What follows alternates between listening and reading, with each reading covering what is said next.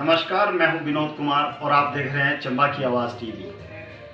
प्रदेश का एक ऐसा तबका है जो कि सरकारी कामकाज को तो पूरी जिम्मेवारी के साथ अंजाम दे रहा है, लेकिन उनकी जो मांगे हैं, विशेषकर पुरानी पेंशन की बहाली, वो पिछले 4 सालों से लंबित पड़ी हुई है। अपनी इस मांग को लेकर यह कर्मचारी वर्ग कई बार धरने प्रदर्शन कर चुका है, कई बार सरकारों के पास जा चुका है, जनप्रतिनिधियों के आगे गुहार लगा चुका है, लेकिन अभी तक ये मांग इनकी अधूरी पड़ी हुई है। ऐसे में विधानसभा चुनाव से पहले प्रदेश में पंचायत व नगर निकायों के चुनाव होने जा रहे हैं, तो ये सरकार का सीधे तौर पर सेमीफाइनल माना जा रहा है। इस सेमीफाइनल में इस कर्मचारी वर्ग की क्या भूमिका रहेगी और इनकी क्या भावी रणनीति है और इनकी क्या प्रमुख मांगे हैं, बातों को जानने के लिए आज हमारे साथ हैं न्यू पेंशन स्कीम योजना के जिला संघ के सुनील जरियाल जी। हम इनसे इस वर्ग की मांगों के बारे में जानकारी लेते हैं। सुनील जी, सबसे पहले आपका चंबा की आवाज़ टीवी में स्वागत है। धन्यवाद। हम सबसे पहले ये जानना चाहते हैं अपने दर्शकों के लिए कि जो आपका वर्ग है वो पूरे प्रदेश में कितनी संख्या में है और आपकी प्रमुख मांग क्या है? हिमाचल प्रदेश में 1 लाख से अधिक कर्मचारी हैं, एनपीएस कर्मचारी, और हमारी सिर्फ वन लाइन मांग है, वन लाइन एजेंडा है पुरानी पेंशन की बहाली।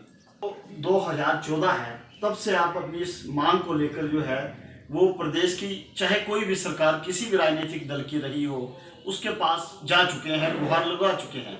तो अभी तक आपको क्या उम्मीद लगी है, या उन सरकारों का वर्तमान या पूर्व की सरकारों का क्या रुख रहा है? देखिए सर, हम दोनों सरकारों के पास गए हैं, और जो भारतीय जनता पार्टी की सरकार है, इन्होंने इस पुरानी पेंशन के मुद्दे पर ही चुनाव लड़ा था, जिसमें इन्होंने अपने दृष्टि पत्र में लिखा था कि भारतीय जनता पार्टी की सरकार अगर बनती है तो ये आते ही यहाँ पर दृष्टि पत्र में लिखा है कि एक पुरानी पेंशन बहाली के लिए कमेटी बनाएगी। और इसके लिए हम लोग 4 बार इनके पास जाके आए हैं। एक बार तपोवन में रैली की हमने, शिमला में रैली की, इनके मंत्रियों से मिले, विधायकों से मिले, लेकिन आज वो मांग तो पूरी करना दूर की बात है, लेकिन वो अपने दृष्टि पत्र पर भी कायम नहीं है। तो ये एक चिंताजनक स्थिति है। अभी हिमाचल सरकार ने अपने दृष्टि पत्र में जो आप या इस वर्ग के साथ जो वायदा किया था, उस मांग को पूरा करने के लिए कमेटी गठित की है? जी बिल्कुल नहीं, वो अपने वायदे से साफ मुकर गए हैं। इस तरह से ऐसा लगता है कि झूठ की सरकार है, क्योंकि जो अपने दृष्टि पत्र जिसके ऊपर उन्होंने इलेक्शन लड़ा था, उस मांग को, उस कमेटी को नहीं बना रहे हैं, तो पुरानी पेंशन के प्रति उनका क्या रुख रहेगा, ये आने वाले चुनावों में कर्मचारी जरूर सोचकर जवाब देंगे। जब आपने ये अपनी मांग शुरू की थी तो उस समय प्रदेश में कांग्रेस सरकार थी, वर्तमान में कांग्रेस सरकार विपक्ष में है, तो उस समय आपकी मांग कांग्रेस सरकार ने जो है वो पूरी नहीं की, लेकिन अब विपक्ष की भूमिका में कांग्रेस सरकार क्या आपके वर्ग के साथ न्याय कर रही है? देखिए विनोद जी, ऐसा है कि जो पूर्व सरकार थी, हमने 2014 में जब मुद्दा उठाया तो वर्तमान उस वक्त के जो मुख्यमंत्री थे राजा वीरभद्र सिंह जी, उन्होंने जो 15/5/2002 के बाद जो कर्मचारी थे उनके लिए डेथ कम रिटायरमेंट ग्रेच्युटी की बहाली की थी, जो कि पंजाब से पहले की थी। क्योंकि हम लोग पंजाब का पैटर्न फॉलो करते हैं, लेकिन उन्होंने 2017 में हमारी मांग को गंभीरता से समझते हुए डेथ कम रिटायरमेंट ग्रेच्युटी की बहाली की थी, जिससे उस वक्त 80,000 कर्मचारियों के परिवार जो थे लाभान्वित हुए थे, और आज 1 लाख परिवार उस DCRG से लाभान्वित है।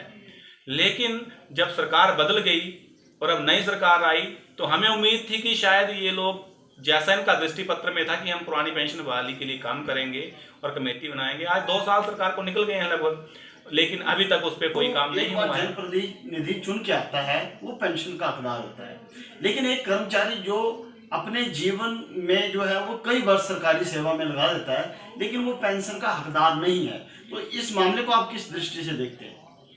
देखिए, भारत देश में जैसे अभी हमारा कश्मीर का था कि एक देश एक विधान होना चाहिए, धारा 370 हटी, एक देश एक विधान का प्रोविजन हुआ, उसी तरह से भारत देश में कर्मचारियों और मंत्रियों के लिए 2 विधान कैसे हो सकते हैं? तो हमारी तो एक यही मांग है कि अगर देश एक है, नागरिक एक है, तो विधान भी एक होगा। मंत्रियों के लिए अलग विधान नहीं हो सकता और कर्मचारियों के लिए अलग नहीं हो सकता। और ये जो पेंशन हम मांग रहे हैं, ये हमारा संवैधानिक अधिकार है।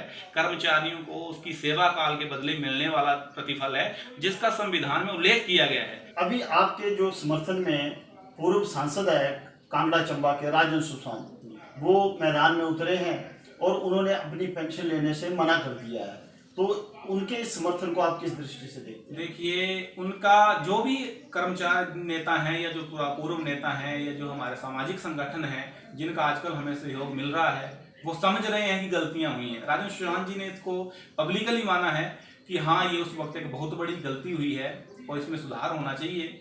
इसी एवज में उन्होंने अपनी दोनों सांसद की भी और एमएलए की भी जो है वो दोनों निधि जो पेंशनें हैं वो त्याग कर दी हैं। उसको हम एक स्वागत योग्य स्टेप मानते हैं कि एटलीस्ट उन्होंने, चाहे वो आज थर्ड फ्रंट की ओर जा रहे हैं, लेकिन उन्होंने इतना साहस तो दिखाया कि कर्मचारियों के हितों के लिए अपनी पेंशन छोड़ रहे हैं। वर्तमान सरकार को इससे सीख लेनी चाहिए और कर्मचारियों के हितों के लिए पेंशन की बहाली। शांता कुमार जी भी कांगड़ा चंबा के एमपी रहे हैं, किशन कपूर जी भी कांगड़ा चंबा के एमपी हैं, तो क्या इन दो नेताओं से भी आपने इस संदर्भ में बात की? जी, काफ़ी बार मिल चुके हैं। शांता जी ने तो पद में रहते हुए पिछले टेन्योर में हमें बताया था कि मैं इसके बारे में बात करूंगा। मना कोई नहीं करता, लेकिन सकारात्मक परिणाम अभी तक कहीं से नहीं दिखने को मिल रहे हैं। और हम तो ये चाहेंगे कि हमारे जो अभी किशन कपूर जी हैं, इतनी बड़ी लीड दी गई है उनको, पूरे राष्ट्र में सबसे ज़्यादा लीड के साथ वो जीते हैं, तो कम से कम कर्मचारियों के हित की बात तो संसद में रखें।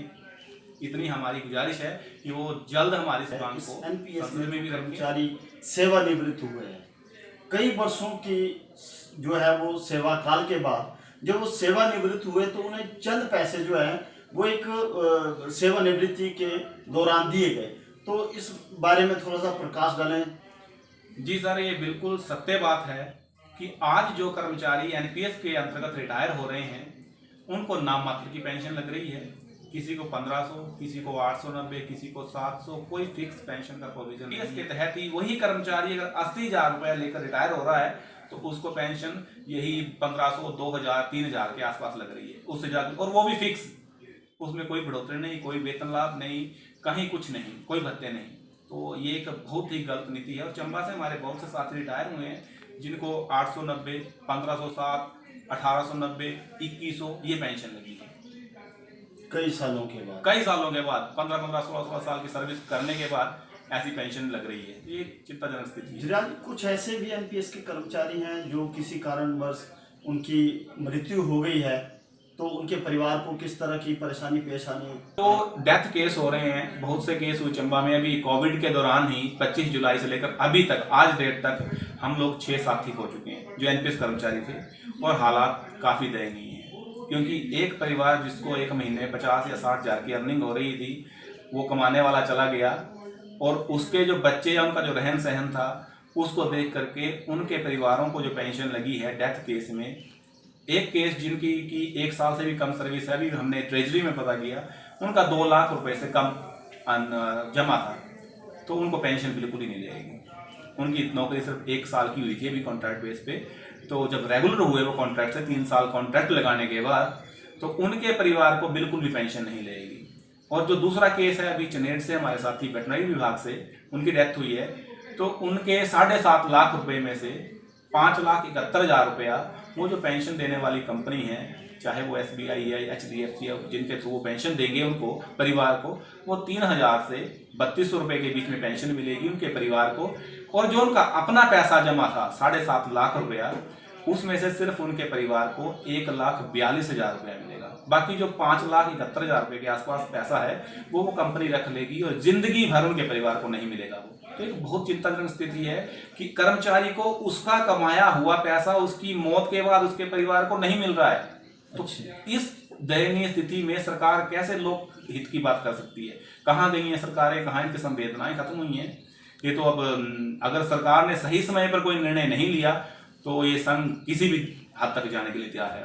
अभी हमारे साथ थे न्यू पेंशन योजना संघ के जिलाध्यक्ष सुनील जिरयाल जी। हम उम्मीद करते हैं कि मौजूदा विधानसभा सत्र उसमें इस वर्ग के हितों को लेकर हमारे जिला चंबा और हिमाचल प्रदेश के जो जनप्रतिनिधि हैं वो अवश्य आवाज़ उठाएंगे ताकि इस कर्मचारी वर्ग के साथ साथ उनके परिवार के भविष्य को सुरक्षित बनाया जा सके।